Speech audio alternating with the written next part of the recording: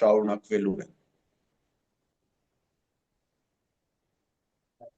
Մենք տեսանք նաև, որ լինելով բանտված, լինելով կալանավորված, բայց մեր սրբազանները ճշգրիտ գնահատականն են տալիս այս իշխանությանը,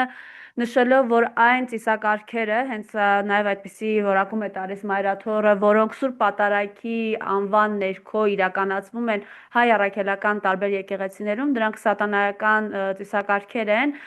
եւ Հայաստանում ըստ էության գործում է, ինչպես սրբազաններն էին ԱԱԾ-ից իրենց նամակում նշել, Միքայել սրբազանը, Բագրատ սրբազանը, Արշակ սրբազանը,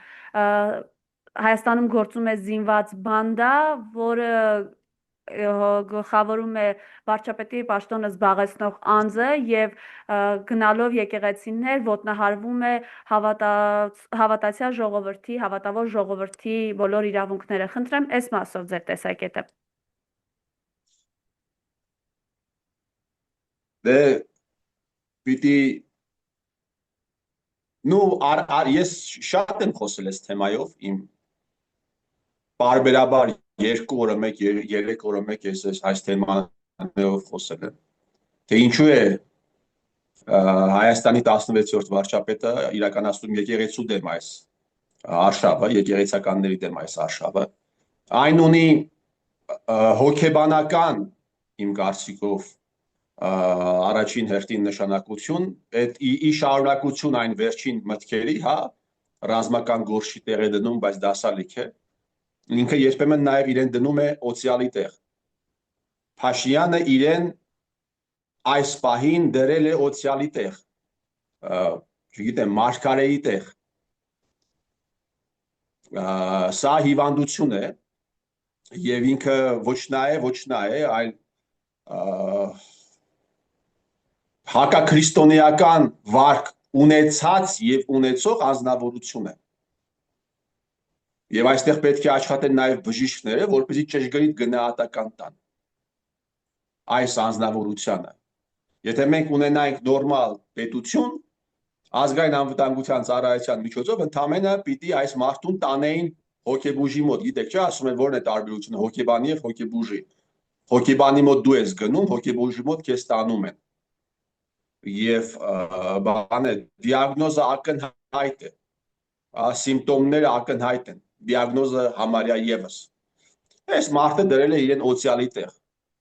2019 թվականին ես հիշում եմ, երբ հարցազրույց պիտի տայի 5-րդ ալիքին, այդպիսի ժամանակներ կար, որ 5-րդ ալիքը ինձանից հարցազրույց էր վերցնում։ Ես այն ժամանակ դեռ Ագնեսային հաղորդումից առաջ ասացի, որ այս մարդը իրեն օցիալ է զգում։ Եվ տարիները դա ապացուցեցին։ Եվ քանի որ ինքը իրեն օցիալ է զգում, ինքը ինչ է նշանակում օցիալ։ Օցիալ նշանակում է մեսիա։ Հայերեն մեսիա, եբրայերեն Քրիստոս, հուներեն այս անձնավորությունը իրեն զգում է Քրիստոս։ Եվ բայց Աստվածաշնչում գրված է, որ դու պիտի ձգտես կատարելության, դու պիտի ձգտես նմանվել Աստծուն։ Ցանկացած մարդ կարող է ձգտել, բայց դու չես կարող մի կողմից քեզ օցիալի տեղ դնել, մյուս կողմից առավոտից երեկո խաբել, մյուս կողմից առավոտից երեկո ստել, մյուս կողմից 100,000 եւ ավել մարդկանց տների, իրավունքների, առողջության վրա խումար խաղալ, տասնյակ հազարավոր մարդկանց սպանել տալ, դու դա չես կարող, հասկանում ես, սա հոգեբանական առումով առաջացնում է երկփեղկվածություն, раздвоение личности, մի կողմից մի բանը, մյուս կողմից մեկ այլ բանը։ Վերջերս երբ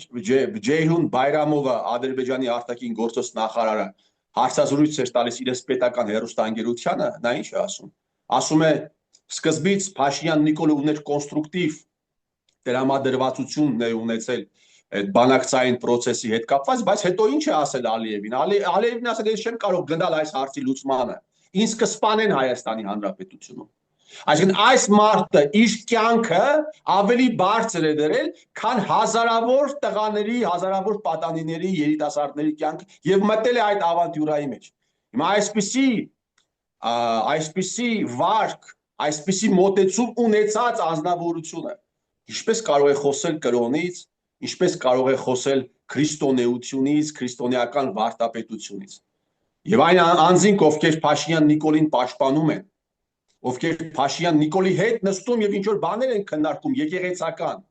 հավատքին վերաբերող, իրենք այս ամենի պատասխանը ունեն, թե չունեն։ Իրենք այդ դավադրության ժամանակ մարդ կորցրել են, թե չեն կորցրել։ Իրենց հարազատները այդ դավադրության ժամանակ ոտք ձեռք կորցրել են, տուն կորցրել են, թե չեն կորցրել։ Այդ 8-10 եպիսկոպոսները իմիջիալից, որոնց մի մասի անունը տրվում է,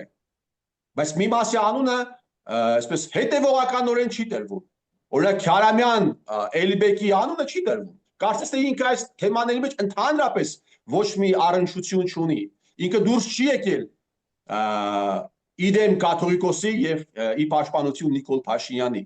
բայց ես ձեզ վստահեցնում եմ, որ Էլբեկ Քյարամյանը այս պատմության ամենաառանցքային դեմքերից մեկն է, ում տղան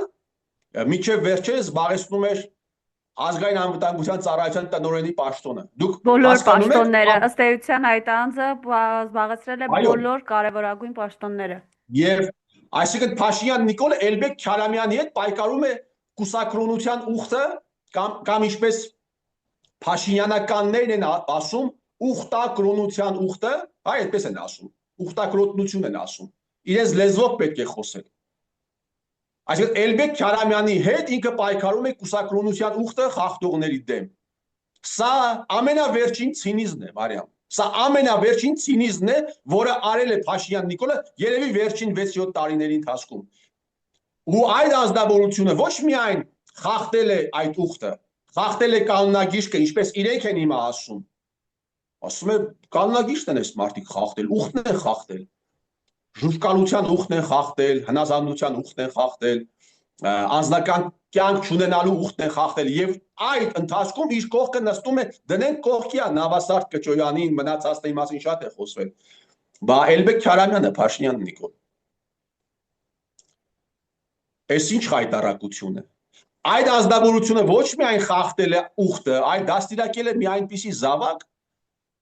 Արցախյան ողբերգությունը տեղի է ունեցել այն ժամանակ, երբ ազգային անվտանգության ծառայության տնօրեն է եղել Արգիշտի Քյարամյանը։ Եվ ինքը եթե առերևույթ հանցավոր անգործունեություն կամ հանցավորություն առերևույթ չդրսևորեր Հայաստանի Հանրապետությունում այս աղետը տեղի չէր ունենա։ Այսինքն դաստիարակել է մի այնպիսի զավակ, ոչ միայն խախտել է, այլ դաստիարակել է այսպիսի հանցավոր հարաբերությունների մեջ գտնվող զավակ, ով բաներում, քաղմասներում մարդկանց է խոշտանգել։ Եվ սա խնդիր է։ Սա խնդիր է ոչ միայն հիմա, սա խնդիր է նաև այն ժամանակ, երբ Էլբեկ Քյարամյանը դուրս չէր եկել կաթողիկոսի դեմ։ Եվ սրա մասին առանձին հատուկ այդ մարդիկ էին խոսում։ Շատերն էլ ասում են մի խոսացեք այս թեմաների մասին, դա եկեղեցու գործն է։ Այսինքն որ եկեղեցու հավատավոր, ճակերտավոր զավակը այսպիսի բիջ է ունենում, ով մարդկանց է խոշտանգում, դա եկեղեցու գործն է, դա մեր գործը չի։ Այդ անձնավորությունը այնքան լկտիություն է ունեցել, դուք տեսաք պարլամենտում ինչ էր անում։ Պարլամենտում տեսաք իր պահվածքը, բայց այդպիսի մարդ չի եղել հանկարծ ինձ հետ ես։ Այդտեղը դու ով ես, դու ինչ ես քեզանից ներկայացնում։ Ասում են ժամանակին, երբ այս երիտասարդը կամ այս լակոտը ցանկացել էր ընդունվել ազգային անվտանգության ծառայություն, Գորիկ Հակոբյանը այդ անձնավորությանը այդ գործը մերժել էր։ Բայց հետագայում ինչ որ իրավիճակներ փոխվեց եւ այս մարդը իր հոր հետ միասին, հերը հոգեվոր իշխանության գլուխներից մեկն է, զավակը միջև հիմա աշխարհիկ իշխանության ազդեցիկ մարդկանցից մեկն է։ Սա խայտարակություն է ուղղակի, այսպիսի պետությունը շանսեր չունի գոյատևելու, Մարիամ։ Այսպիսի ազգը չի կարող հանդուրժել նման հարաբերություններ։ Իմիջիայլոց նաև մի բան պիտի ասեմ եւս, որ Արգիշտի Քյարամյանը բան է արել, այդ հանդիպումներից մեկի ժամանակ հարձակվել է զոհված զինվորների, ծնողների եւ հարազատների վրա իր իսկ կաբինետում, որովհետեւ հարազատները ինչ որ բան են ասել, որն իրեն դուր չի եկել։ Եվ այս գործի գլուխներից մեկը Քյարամյան Արգիշտին է իր հոր հետ միասին։ Բայց սրա մասին տեսեք, քանի օր է անցել եպիսկոպոսները հանդիպեցին Փաշինյան Նիկոլի հետ։ Սրա մասին չի խոսվում։ Ընդդիմադիր նույնիսկ լրատվականներում այս թեմայի մասին չի խոսվում։ Ես կարծում եմ, որ WhatsApp-ով երևի ոչ միայն Փաշինյան Նիկոլն է մեսիջներ ուղարկում իր մանկլավիկներին, այլ նաև ընդդիմադիրներն են WhatsApp-ով բաներ ստանում, մեսիջներ ստանում,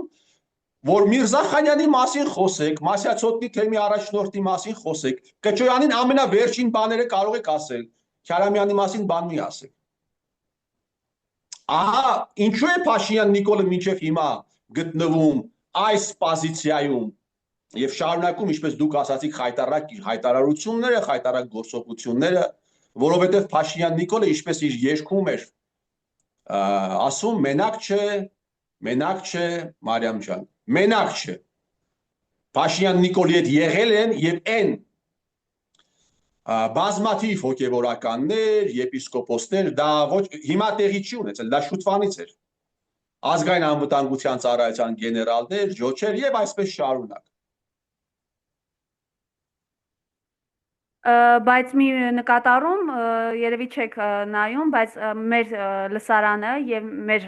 հյուրերը եւ մեր տաղավարը անվանական անդրադառնում է այդ տիրադավներին, ներկայացնելով վերջիններիս հակաեկեղեցական, հակաքրիստոնեական եւ անբարո վարքագիծը, տալով վերջիններիս ճշգրիտ գնահատականը։ Դա կլինի Կճոյանը, դա կլինի Վազգեն Միրզախանյանը, դա կլինի Արգիշ Քյարամյանի հայրը։ Հիմա գալով Միրզախանյանի հետ կապված, տեսեք ինչ է հայտարարում, ասում է ապրի ձեր լրատվականը, հարգելի Մարիամ, եթե անդրադառնում է ապրի ձեր լրատվականը, բայց ի ապացույց իմ խոսքի դուք կարող եք ընդամենը իմ հարցազրույցից հետո վերցնել, նայել ընդդիմադիր կայքերը եւ տեսնել, թե քանի անգամ են խոսել Միրզախանյանի մասին եւ քանի անգամ են խոսվել վերնագրերի նույնիսկ մակարդակով կարող եք տեսնել, շատ ազդեցիկ Քյարամյանի եւ ոչ պակաս ազդեցիկ Քյարամյանի հոր մասին։ Հիմա գալով Վարզյան Միրզախանյանի անձին, որովհետև հենց այսպես անվանական պետք է անդրադառնալ, 2 օր առաջ Ազատություն ռադիոկայանի տված հարցազրույցում ինքը խոսում է այն մասին, որ պետք է վեհափառը հանդիպի Նիկոլ Փաշինյանի եւ գնա իր հանգստին։ Ես կխնդրեմ այս մասով ձեր տեսակետը եւ հենց նույն ռեպորտաժում ներկայացված էր, թե մոտավորապես 2 ամիս առաջ, ավելի շուտ արդեն այս օրերին, երբ որ ագնանում էր հայ առաքելական եկեղեցու դեմ արշավը, 20 օր առաջ ավելի կոնկրետ, ոնց էր նույն Միրզախանյանը ասում, որ մեր վեհափառն է, որևէ հեռանալու քննարկում չկա, որևէ այդպիսի հարց չկա, բոլորիս հոգևոր դասի եւ բոլորիս վեհափառն է նա։ Խնդրեմ այս անբարո վարքագծին ձեր գնահատականը։ Սուրբ գրքում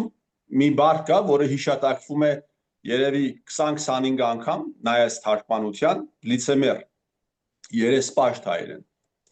Այս մարդիկ սովորական երեսպաշտներ են, Մարիամ։ Սովորական, նրանք 10 օր առաջ մի բան են ասում, 10 օր անցնում է մեկ այլ բան են ասում։ Եվ չի փոխվել իրավիճակ, հասկանում եք։ Եթե իրավիճակ փոխված լիներ, եթե հանգամանքները փոխված լինեին, կասենք այո, հանգամանքներ են փոխվել, ինչ որ նոր բաներ են պարզ դարձել։ Բայց կաթողիկոսը նույն կաթողիկոսն է, հանգամանքները նույն հանգամանքներն են, ինֆորմացիան նույն ինֆորմացիան է, 10 օր առաջ կամ 1 ամիս առաջ իրենք ասում են, որ կաթողիկոսը պետք է մնա, հիմա ասում են կաթողիկոսը պետք է հեռանա։ Սա երեսպաշտության մաստեր կլաս է, որը հատուկ է ցավոք սրտի ոչ միայն հոգևորականներին, այլ հատուկ է նաև շատ ու շատ աշխարհիկ բարձր պաշտոններ զբաղեցնող անձանց։ Նաև ես ձեզ պիտի հիշեցնեմ, որ նույն անձնավորությունը գնացել էր Պետրոս Ղազարյանի մոտ հարցազրույցի։ Ես սպասում եմ, որ այդ հարցազրույցը պիտի ունենա իմ ուզած արձագանքը եւ այնտեղ երբ ասացին Պետրոսը հարց տվեց, որ ինչու է գնացել դուք 7 վերք եկեղեցում պատարակ անում, չէ՞ որ այնտեղ կան քահանաներ, իհարկե Միքայել arczepiskopos-ի մասին չխոսվեց, սրանք իրենց եղբայրը, իրենց հոգևոր եղբայրը ապօրինի կալանավորված է, ապօրինի կալանավորողը այս իշխանություններն են։ Հələ դնենք կողքի, հա, Մարիամ, բոլոր կրոնական հարցերը։ Զուտ մարդկային առումով իրենց հոգևոր եղբորը կալանավորողի գնացել են եւ ես չեմ ուզում գրեի քնչի, բայց տակն են մտել։ Զուտ մարդկային առումով սա ամենավերջին սրիկայությունն է, որը կարող է անել որևէ տղամարդ, առավել եւս հոգևոր աշխարհը հոգևոր դասը ներկայացնող տղամարդ, Քրիստոսի խոսքը տարածող տղամարդ, Քրիստոսի խոսքը տարածող մարդ, իրենց հոգևոր եղբորը ապօրինի, բացարձակապես սարկած շինծու գործով կալանավորողին, բանտողին, ով նաև առողջական մի խոսքով լավ, գնում եւ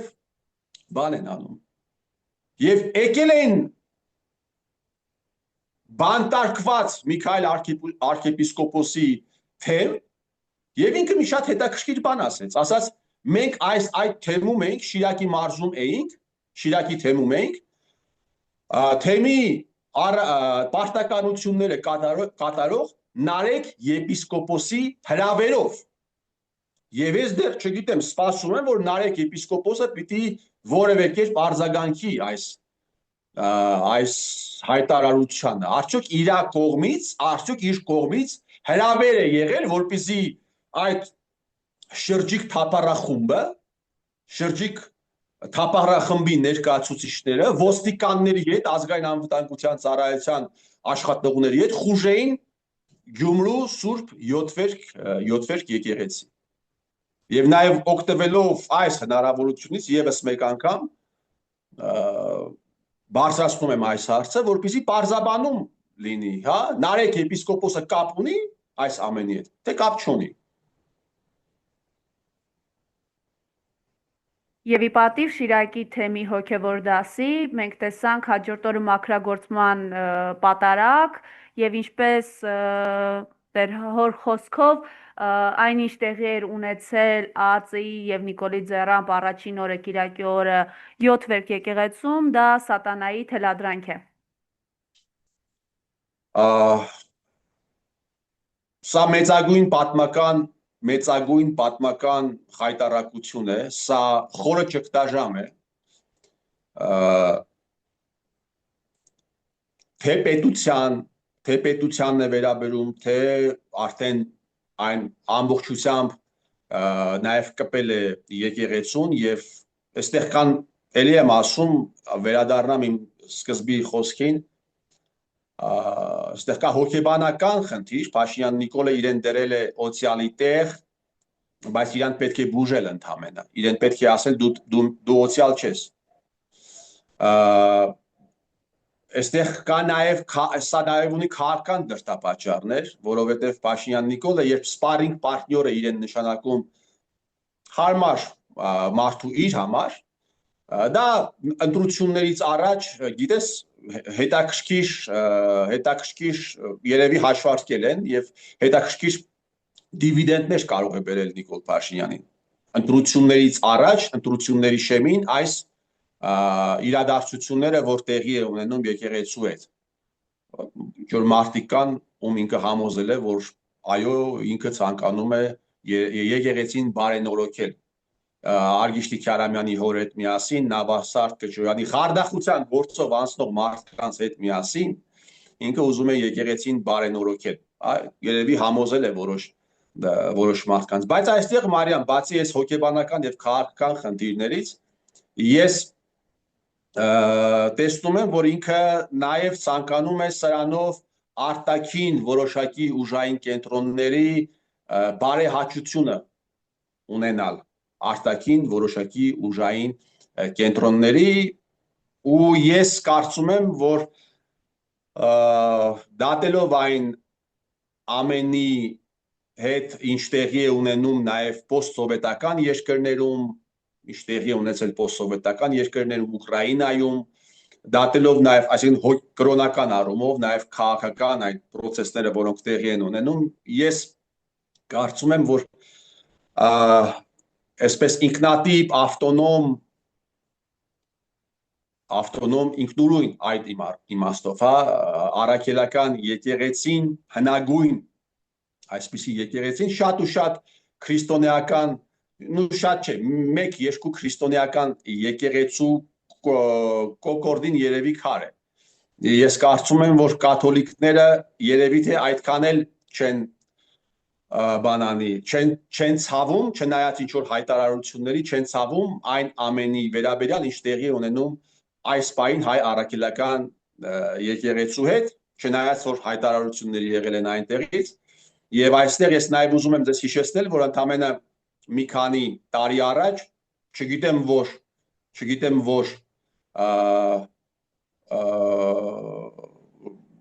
ռուսեն բարկա զասլուգա այդ չգիտեմ որ զասլուգայի համար չգիտեմ որ արժանինքների համար հանկարծ Հայաստանի Հանրապետության նախագահը Արմեն Սարգսյանը հանկարծ Հայաստանի Հանրապետության 16-րդ վարչապետը այդպես էլ բաց բան մնաց էլի այդտեղ էլի կան մարդիկ արժանացան բարձր կոչումների Հռոմի Պապի կողմից երևի պետք է հարցնել պետք է իմանալ այդ ինչ են արել իրենք ընդհանրապես քրիստոնեական աշխարհի համար որ արժանացան իրենք այդպիսի բարձր բաների բարձր արժանինքների արժանացան ես կարծում եմ որ ժամանակը կգա եւ այս բոլոր հարցերը կստանան իրենց պատասխանները թող Աստված օրհնի Հայաստանը թող Աստված օրհնի հայ առաքելական եկեղեցին ես վստահ եմ որ ինչ որ ժամանակ կգա մենք կունենանք այս հողի վրա լույս կբացվի անպայման այս հողի վրա լույս է բացվելու մենք ունենալու ենք այնպիսի եկեղեցի որը կոնկրետ խոսելու է այս տահակների իրականացրած հանցագործությունների մասին անուններով ազգանուններով եւ ոչ մի ԿՊԱ-ական պատոնակ չի կարողանալու դուրս գալ ասել եկեղեցականը պիտի քաղաքականությամբ չզբաղվի այդ իրենց գործը չի հա Սա քաղաքական հարց չի Մարիամ ջան միջազգային մասշտաբի հանցագործություն է տեղի ունեցել հայ ազգի հետ եւ առաջին հերթին քահանայից սկսած միջև իրենք պիտի խոսեն անուններով ազգանուններով թե ինչ է տեղի ունեցել եւ այստեղ մի հատ Սարուխանյան Կարեն կար Փաշինյանի թափառախմբի ներկայացուցիչներից է այս մարդը միջև վերջերս տերունական աղոտ գիտեր բայց գլուխը մտցրել է եկեղեցու գործերի մեջ ինքը դա կարող է բայց եկեղեցականը պիտի չկարողանա ենթադրենք զբաղվել ազգին վերաբերող հարցերով սա աբսուրդ է եւ այս աբսուրդը վերջանալու է եւ այո մենք ես վստահ եմ որ ազգը կունենա այնպիսի հոգեվոր ղեկավարներ ում վրա ոչ մի կոմպրոմատ չի լինելու ոչ մի որովհետև իրենք ապրած են լինելու այդպիսի կյանքով ոչ թե կլինեն կոմպրոմատներ իրենք կասեն մենք թքած ունենք այդ կոմպրոմատների վրա ոչ ընդհանրապես ոչ մի կոմպրոմատ չի լինելու ես վստահ եմ որ այդ օրը կգա եւ հոգեվոր իշխանությունը նաեւ նոր քաղաքական իշխանության հետ այս ազգը կառաջնորդեն դեպի չեմ ուզում ասել պայծառ ապագա որտեղ համ պայծառն են պղծել համ ապագա բառն են պղծել չեմ ուզում նաև ասել առաջ, որովհետև առաջ բառն էլ է պղծված, կառաջնորդեն ընդհանրեն, այսպես է։